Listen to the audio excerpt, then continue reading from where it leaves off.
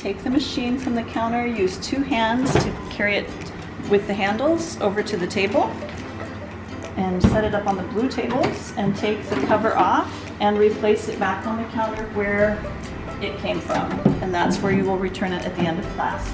To set up a sewing machine, you also need to get a foot pedal from the foot pedal drawer. You may take it out and bring it over to your machine. Pull out the extension cord and connect it to the outlet from the ceiling, and take your foot pedal and unwind the cord.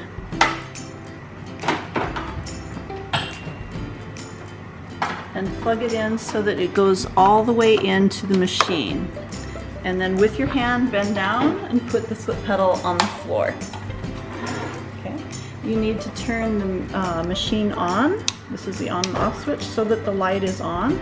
To thread the machine, you open the top and put the spool of thread on the bobbin spindle. And if there is a notch on the end of your spool, right here, the thread can get caught on that. So make sure that the notched end goes on first. Then take the spool guard and put the spool guard over the spool so that it covers it completely. And then following this diagram right here, you're going to lift up your thread and do the same thing. Come behind the silver hook at the top and go around the black part. Come straight down. Number 1 is pointing down, and number 2, do a U-turn and come up. Bring the thread to the control level and make sure that the thread comes clear through to the front of the sewing machine. Then come down, and number 4 is pointing to the hook at the top of the needle. You can see that down there. And you just come to the left side of the needle and hook it through there, and then take the tail of thread and put it through the needle from front to back, being careful not to get the thread twisted around the needle. When you have that done, you can take and push the thread to the back. Then remove the bobbin plate cover, push the black button here and slide it to your right, and take the bobbin plate cover off, and look at your spool, your bobbin. And before you put your bobbin in, pay very careful attention that it's looking like the letter P. The tail of thread should come over the top and hang down on the left side, and you should see the letter P. If you see a Q, turn it over. Then drop it straight into the bobbin hole, and there's a notch at 6 o'clock and an arrow pointing to 9 o'clock. So just pull that over and set it to the side.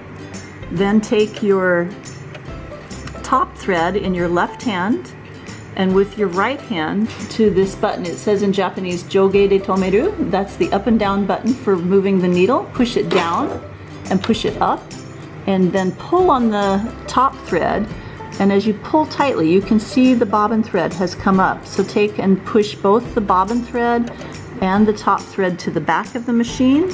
And you should have at least a 10 centimeter tail hanging to the back of the machine to be properly threaded. Okay. And then put in your bobbin plate cover, and you're ready to start sewing.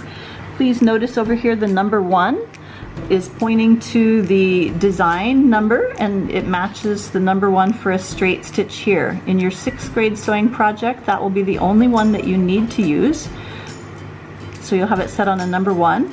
And the stitch length is called Nuime no Arasa. The stitch length, you push this button, the plus arrow, 3 times so that it says 2.6 stitch length for a number 1 stitch. And that's the setup for the sewing machine.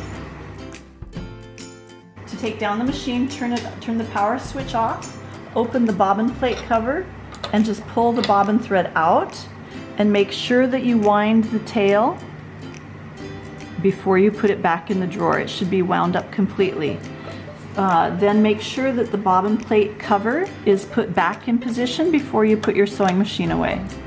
For your spool, please take the spool guard off and replace the round spool in the square spool hole, and take the spool off of the spindle. Then you can just lift the thread straight up from the machine and it will come out. And you can also wind the thread back up. On this one, you'll notice there is a notch, and when you get close to the end, you can just put the end of the thread in the notch to be able to store it.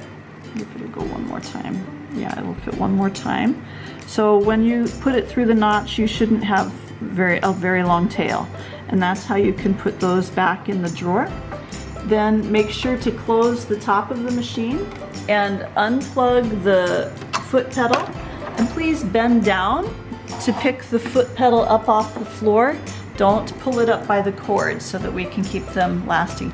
You need to put 3 fingers at the edge right here to protect the cord from getting damaged inside. And so put a nice loop. If your hands are small, you can even use 4 fingers. But then after that, you can wrap it tightly around the edge.